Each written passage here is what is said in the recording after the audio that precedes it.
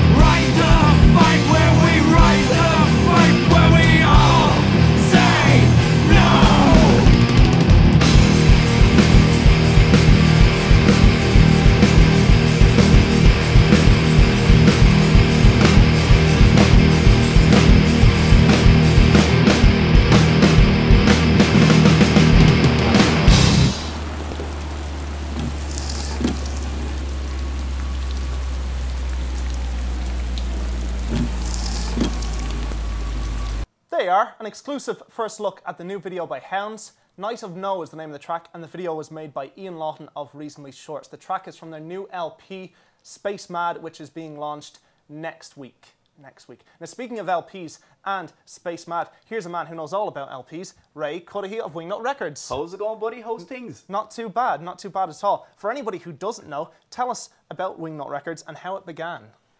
Well, Wingnut Records, right? Wingnut Records began back in 2010, and it started really like without any major plan or anything like that. It was, so think back in 2010, recession kicking in and stuff like that, and record shops fast becoming a thing of the past. Yeah. And so Plug Records was closed in Cork, and Road Records had closed up here in Dublin. Now, when Road Records closed, especially, that kind of sent alarm bells ringing in my head, and with a guy in Galway called Paul DC, who runs a bookshop called The Bell Book and Candle. An amazing, amazing shop, and he sells like second-hand records and stuff like that, you know. So I went to Paul DC, and like I would many times in a week even, you know what I mean, because it's just such a great place to hang out and browse and stuff like that. So I was talking to Paul, and I was like, hey, listen, you know, the infrastructure of music retail is dying as we know it, but at the same time, labels and independent Irish musicians and stuff like that are just creating output there, which is just amazing, and they're creating CDs and they're creating records, and they're just an amazing amount of output, but no place to retail it. And he was like, yeah, I know, yeah, what are we going to do? And he goes, and look, and I've got this shelf space over here, and I'll never forget what he said. He goes, and I'd love to take a hacksaw to it, you know what I mean? Because nobody's buying second-hand CDs, you know?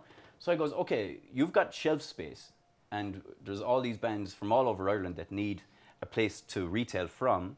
So it just put two and two together. So I said, okay, what if we just tried a little distribution idea? So if we went and saw like who would like to stock with us and who would like a little retail space in Galway. So we went to labels, and we went to one distributor, and we went to another couple of shop owners, and we asked them for advice, and they said, hey, listen, this is how you do it, this is who you talk to, work it like this. And everybody was really up for it.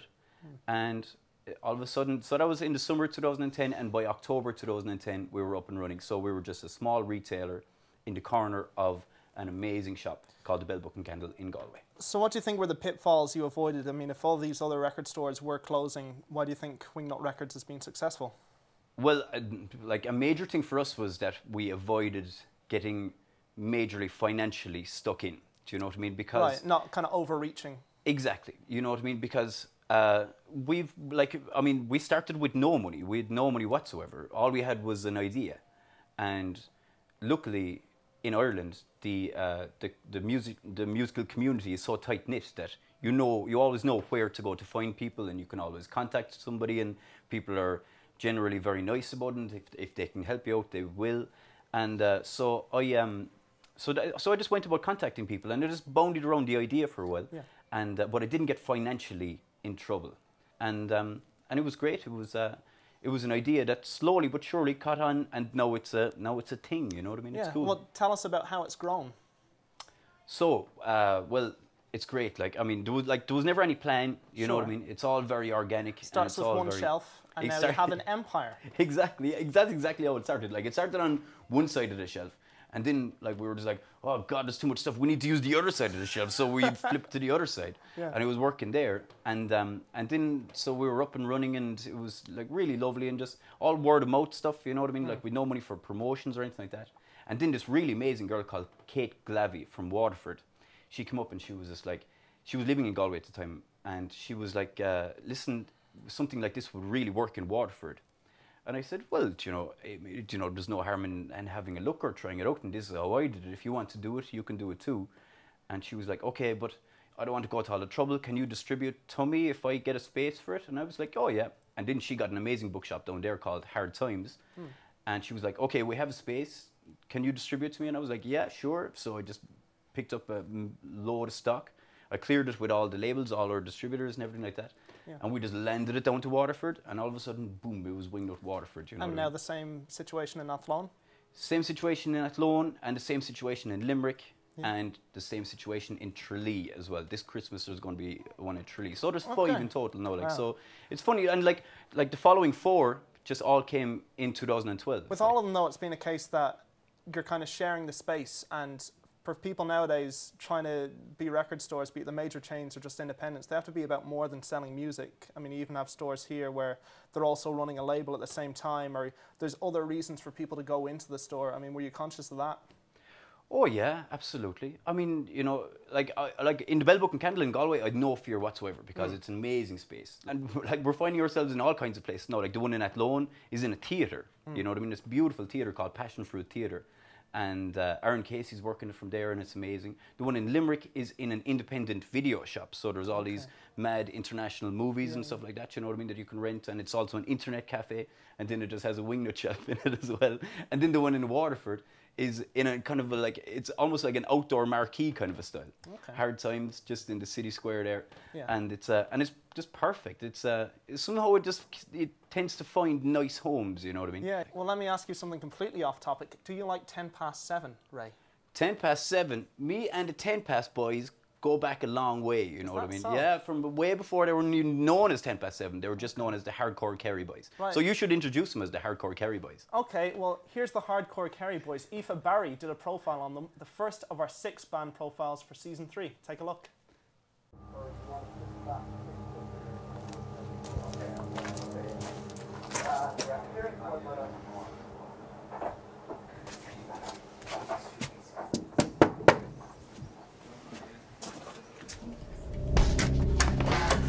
Hey, how are you doing? Welcome to the 7's humble abode. Oh, hello, hello. How are things? Welcome.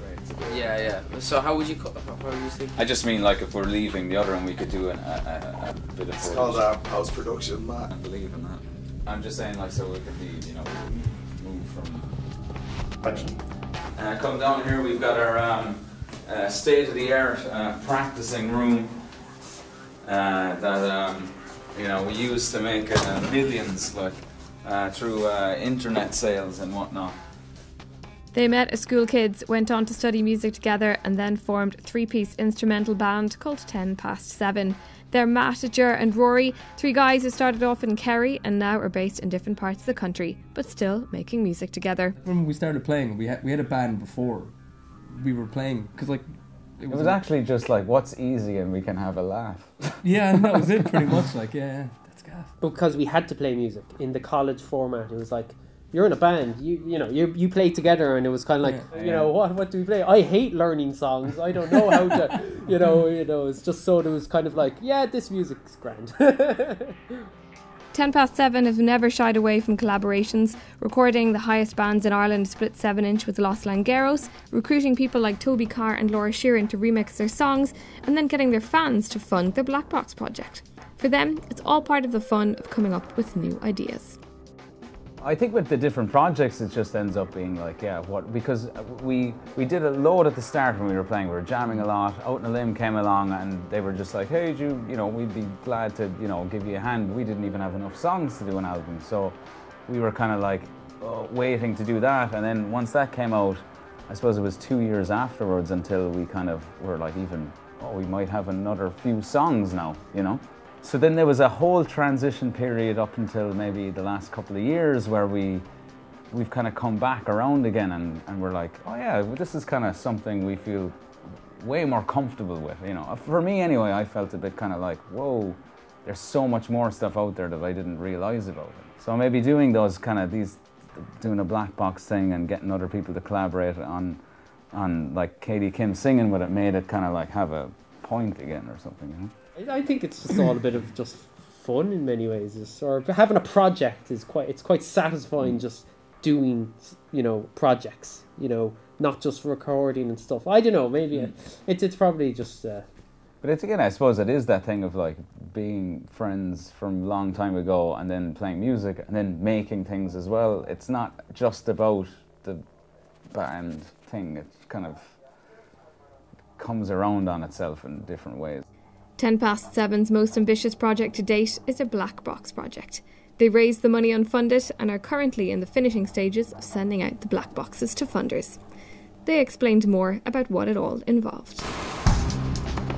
We found out there was like a deal to go over to Black Box Studios in France, where Dave Odlin works there, and we brought Spud over, who had helped us out with the previous one, so he could kind of help engineer it and, you know, get something out of us doing stuff there. so that we how long was it, a month or something we did? Yeah, 30 days or something like that, wasn't it? Or was it 40 days? For the actual campaign Yeah, itself? Like, yeah. Yeah, 42 Yeah, days, so, I think. So I mean, it was something new as well. So we were kind of saying, look, it's 3 songs. What are we going to? So at the end of the day, we've actually kind of gotten, like we said, there's going to be a physical copy of the thing. But with the past, with the other thing being a slate, it's kind of a case where, right, what's the next thing we're going to do? So it's this yoke here is that we ended up making. I remember me and Rory had the serious conversation coming back from the black box that day of, we started, you know, what kind of plan, and we were talking about how we can use elements of our recording physically in the thing we're going to give to the funders. Like, you got onto Moose that was doing stuff, and I didn't really know that he was making things. And Rory had talked to a lot of people about electronics and stuff.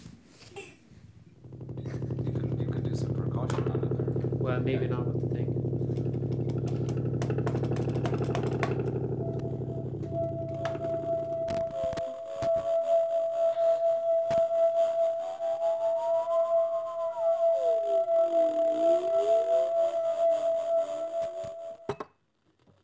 Yeah, I mean, this is the thing. We want people to just play around with it because we know you can do a lot with a thing such as this.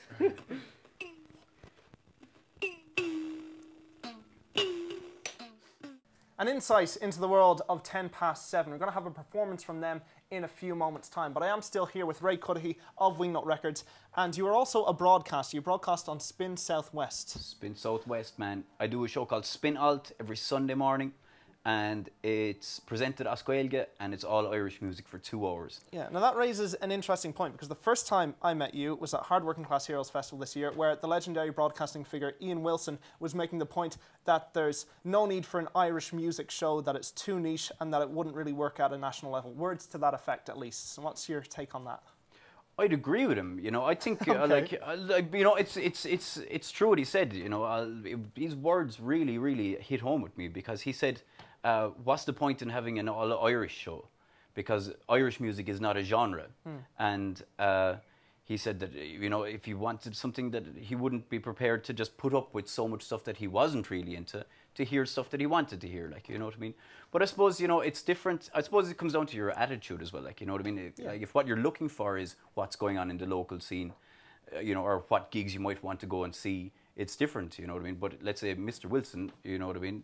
Fair play to him, legend, you know what I mean? But he mightn't be exactly baiting out the door on a Thursday night to go to a gig in his in the pub down the road or something like that, you know what I mean? So yeah, what he's maybe what he's looking for is but different. who knows? Let me ask you about Curious Broadcast. What's that about, and how are you involved with that? Curious Broadcast is one of my favorite things in the world, right? Because I love community broadcasting. I think it's absolutely essential, like, you know what I mean? I think it's brilliant, and it's underused in Ireland, I think. So I was looking into, I worked in a community station in Australia, and community broadcasting in Australia has a very strong presence on the dial. There's a very strong social presence. So after a few years of working in community radio here in Ireland, I was thinking about maybe developing a new style of community broadcasting in Ireland, just to see, you know what I mean? You know, you'd be kind of testing the water. So I looked into starting a radio station, and then somebody said, there's a guy in Dublin that you need to talk to, a fella called John Goff. And a few years ago, John Goff had given me a needle. He was giving a DJ workshop, and he gave me a needle. And I was like, so then he called me one day, and he was like, I hear you want to start a radio station. And I was like, who's this? And how'd you get my number? And he was like, John Goff's my name. And I said, John Goff, you're a good guy. What can I do you for? And he goes, I'm running Curious Broadcast. Curious Broadcast, I should get around to telling you what it actually is now. It sounds like the A-Team to me. It's a broadcast studio out in Tala, and it's absolutely amazing. www.curiousbroadcast.com. It's just a broadcasting space for everybody and the arts and music, and it's brilliant. Okay, well, very good. We wish you the best of luck in all your endeavours, Ray. Thank you very much for coming into us on Community of Independence. Wicked. Appreciate it. Sir. Love this place. Well, now it's time to take a look at 10 past 7, recorded live at the Community of Independence Season 3 launch extravaganza last month in the Button Factory. Here they are with Boher Bui.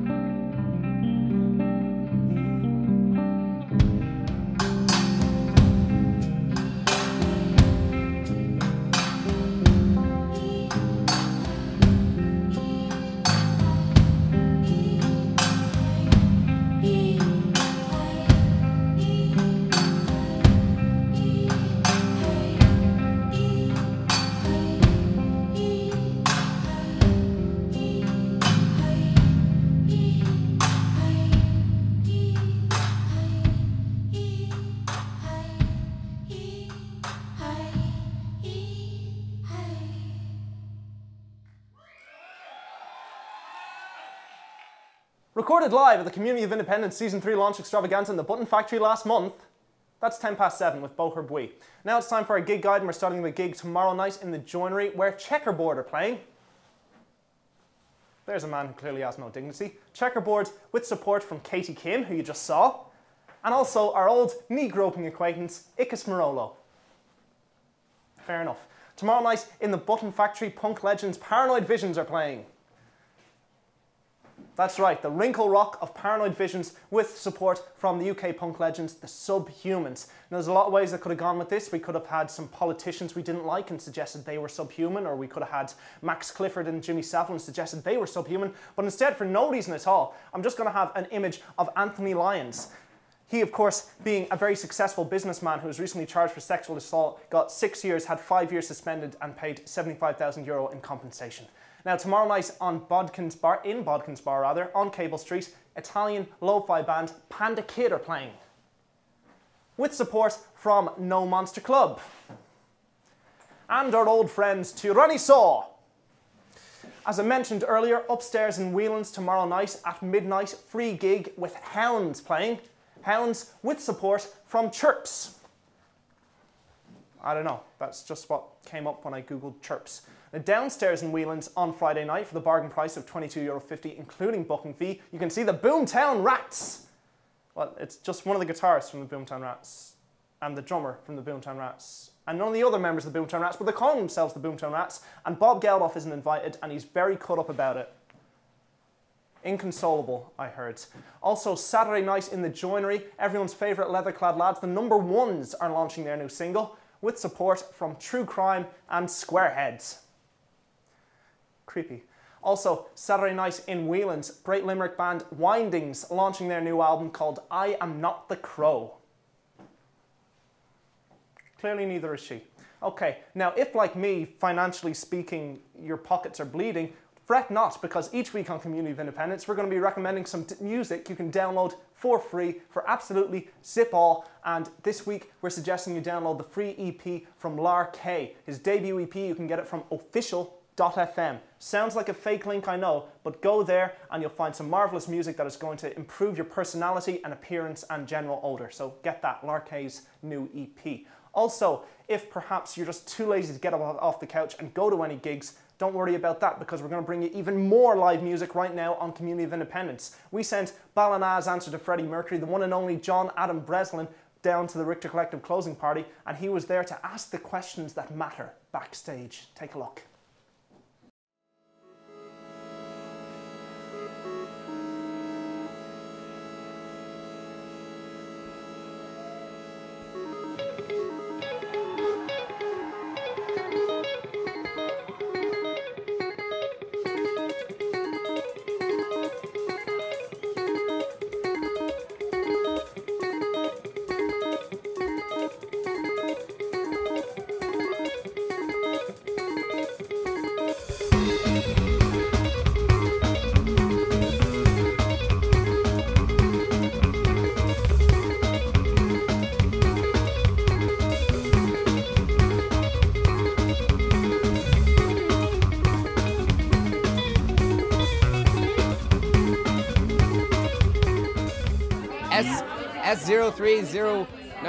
S03E01 720H264. So we're here, we're backstage. Of course we are at the last ever Richter gig.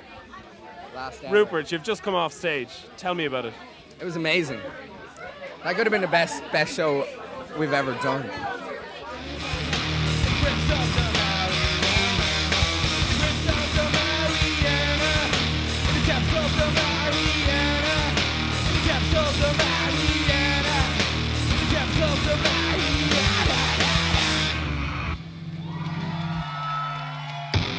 The buzz, the ultimate, the buzz was just... Yeah. Energy. We had a stage invasion. One of our mates got thrown out of the building. What the fuck did he get thrown out for? Well, he kind of jumped up on the stage and knocked over a bunch of things.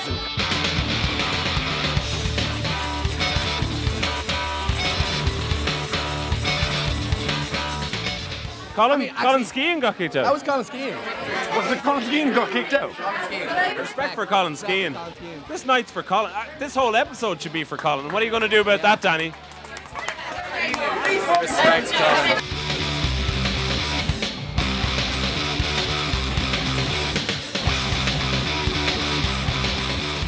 Meeting the merciless tomorrow, I'm okay. I can go and tash any fucking day. I'm a hardcore rapper. I'm a slapper from Dublin. 1, 2. Do you want to get with my dub?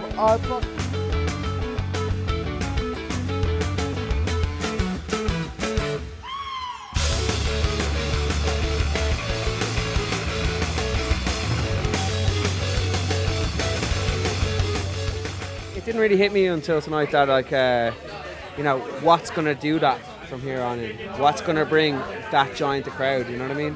I mean, obviously the bands will go on, and, you know, the bands are brilliant and they'll do really great things, but in terms of I hate to use the generic cliched word, but in terms of a real sense of community, it feels like this is like the end of a very significant era.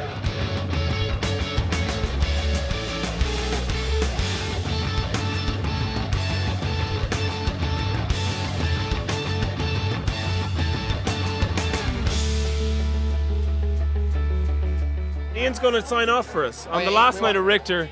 Ian. It's been real. It has been real. Would you do it again? Would I ever?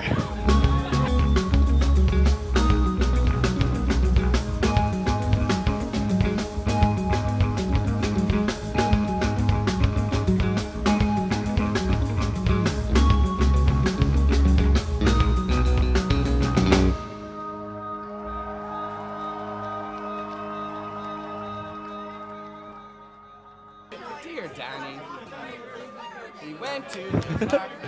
Over to you, Danny. Informative, educative and entertaining. John Breslin putting the fun in funeral at the Richter Collective closing party. Now it's time to say hello, Mumblin Deaf Ro. How are you, sir? Good, thanks. Thanks for having me. Tell us about the song you're going to play for us tonight. I'm going to play a song called Sister Ill Better Now. Okay. It's from Dictionary Crimes, my new album. It's about a guy, or me in particular, and my sister when she's recovering from illness. And it's all about the sort of unspoken pact that develops between siblings after their parents are gone. When there's nobody to worry about them, they have to start worrying about each other. How long did it take you to write that song? That took me about 6 months. I normally spend a long time on songs. I get the music and the melody. Once I have those, I consider myself with song. Sure. And after that, I normally just go around muttering it under my breath for about 6 months, getting lyrics together. Christmas is a bad time of year for that because there's music all around town. Yeah, your ears are invaded. Yeah, you get a bit frayed around the Christmas holidays. Well, what gives you a sense that it's done then? What usually happens is you sort of overwrite it and then you take a few steps back. You know, normally you realise you're making edits and you're adding lines that aren't improving it, and you say, okay, the song as it was 2 weeks ago is the finished one. It's not normally what happens. Yeah, I imagine, like, I mean, do you have any songs that you had to just throw out because you're like Father Ted's trying to hammer a dent out of a car and then it just becomes unrecognisable? I have a fairly good triage system for songs. It's normally quite early on. I kind of get a sense of whether it's working or not. But because I write so slowly, I didn't have any spare songs for the album. I only had 10 and that was it. So it wasn't like I wrote a long list and then cut it back. So normally I can tell fairly early if it's going to work or not. It saves me a lot of time. Your early attempts at songwriting, you've said before that obviously enough you started imitating idols like Billy Bragg or people like that. Yeah. What gave you a sense that you'd found your own voice? It took a long time. I'd say it took about 10 years before I felt I wasn't really, I sort of shed influences, or that maybe there were so many influences that none of them was really telling. You just, I think the first song on the first album, a song called Every Now and Then She Gets a Moment, which is about a guy who falls in love in a nut house. That was the first time I wrote a song and said, this kind of sounds like me. So it's just going to happen gradually. If you stick around long enough, you'll eventually become original. Okay. Well, performing the songs on Dictionary Crimes live, obviously the album as a whole, it deals with a lot of serious issues and stuff that's very emotionally close to you. Is it a challenge to perform them live? When I first started playing it, it was definitely difficult. And I did a concert in the concert hall where I played the full album start to finish. And that was the first time I'd played a song called The Birdcage live, which is probably the most raw song on the album. And that was difficult, it was intimidating to do that. But I had a big exhale afterwards, and I was glad I did it. But I suppose that sometimes maybe people listening to the album think because you've done an album that all the stuff is behind you, and it isn't really. But I think I've become inured to it a little bit. There's still one or two songs that I find difficult though. Writing those songs though, I imagine it must have been cathartic for you to do it. It was also quite depressing and stressful, to be honest with you, because if you think about a difficult subject every day for 6 months, you're kind of glad when it's done. But yeah, I'm only realising now, I think, that it's been very helpful for me. And I think in particular, before the album came out, I still felt, even though I'd written the songs, that it was all still in my head. But now that other people have listened to it and it's got out into the, its natural habitat, people's stereos, and nobody has died as a result, I kind of feel more at peace with the album and the experiences behind it. Is songwriting a compulsion for you? I've always felt that it's just part of me, in the same way that my sense of humour is part of me or something like that. So I don't feel in any way that I have to sort of step outside myself, or that it's just an interest outside myself. So, but it's kind of thing. In the previous 2 albums, I took about a year or 18 months break after doing them. Didn't write anything, and that's necessary just for, I suppose, recuperation, but also for allowing your sort of thinking to move on a little bit, so the next batch of stuff doesn't just sound like another version of the same album. Well, on that note, I mean, do you think kind of trying to view the world in a different way because you're always trying to write a song out of it, or you have these songs that you're living with for a few months? Yeah, it definitely affects your outlook. There is an element, Graham Greene called it the ice chip in the eye of a writer, where you're watching, say, a person has been in a horrible car crash, and you're making little mental notes and storing them away for another day, which is a slightly inhuman thing to do. But it does affect your outlook, which is probably why you need a break every once in a while. Well, playing the songs live, you've done some unusual gigs this year. How did they go for you, and how did they come about? Yeah, one of the nice things about the music scene in Dublin and in Ireland generally is that I think with the recession or whatever it is, a lot of spaces that aren't typically venues, certainly they're not pubs, have become available to musicians. So theatres, shops, things like that. So I did a gig in the National Concert Hall. I did one in a small room in the concert hall, a sort of broom cupboard upstairs. And I did some in a few shops and small theatres and stuff. So were people more attentive because you were outside of the kind of pub environment? I think so. I think this album certainly I think suits a more listening environment. And I think it's nice for people to be able to just be an audience and just to sit there and look at the show rather than a gig. It's in a pub. It's more like a social occasion mixed with a bit of music. So it's a very different experience. But I think what I found is that, contrary to what you might have expected, Dublin audiences are very much into that. They're happy to just have quite a almost, I won't say passive engagement with a show, but they're certainly happy just to be an audience member and to sit through. They won't get up going out for a cigarette every 20 minutes. Sure. Well, you're doing a couple of gigs coming up very soon. This weekend, Young Hearts Run Free. Yeah, Young Hearts Run Free, they always put on interesting shows, and playing there a show called Yule, which is it's a Simon Community fundraiser for them, and it has people like Donald Lunny, the Spook of the 13th Block, and it's got David O'Doherty's playing at it as well, and a few people are DJing, so it's a good mix. Where's that happening? It's in Newmarket Square in Dublin, at where the co-op's located. So it starts about 7:30. I think it actually does start then. The music starts from then and goes right in late into the night. So it looks like a nice evening. And then I have a show the following on Saturday the 15th, an afternoon show, what we're calling a sort of parent-friendly gig. So it's for people who can bring their kids. We're going to have a skinny indie Santa at it, and we're going to have malnourished. Yeah, well, we couldn't get. There's no fat people on the indie scene apart from Big Monster Love, and he's playing. So we had to get a skinny Santa instead. So there will be goodie bags for kids, and kids go free. Great grandparents go free as well. Oh, well, I mean, there's nothing wrong with a few sweets. Actually, I never offered you. Do you want a Tom and Jerry candy stick? Thank you very much. Don't want Okay, to do. cool. Here's Mumblin Deaf Ro on Community of Independence, Season 3, Episode 1. I love it when a plan comes together. Hey, where do these microphones come from? Sister Ill, better now.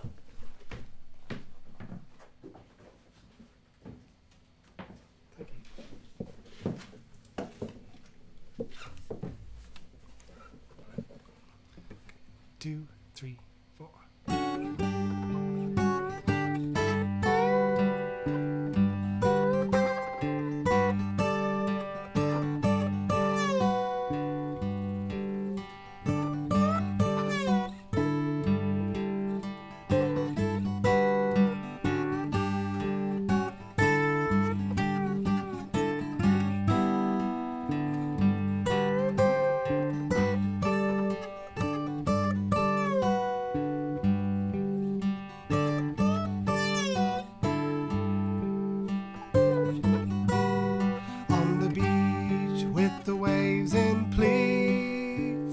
Sister ill, but better now, calling me a spoil sport for staying and minding the codes while she dips in and tries the cold. Still though, it's good to see her outdoors again, a little thin but fit to swim and browse among the rock pools, wearing a candy striped top, looking like a lighthouse lost.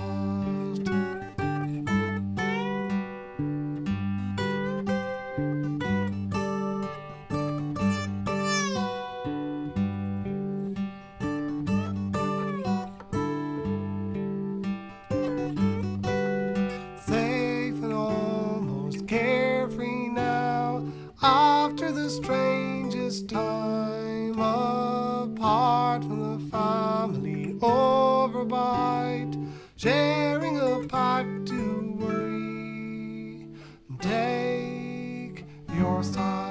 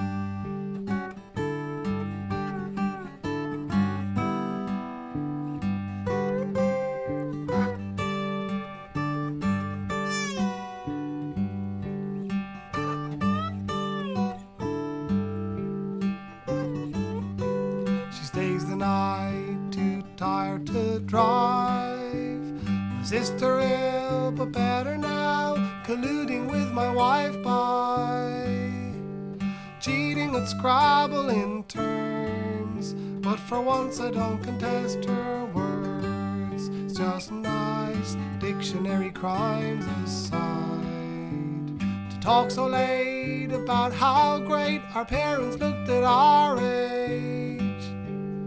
Proud of my aubergine veins and the blood that carries both of our names.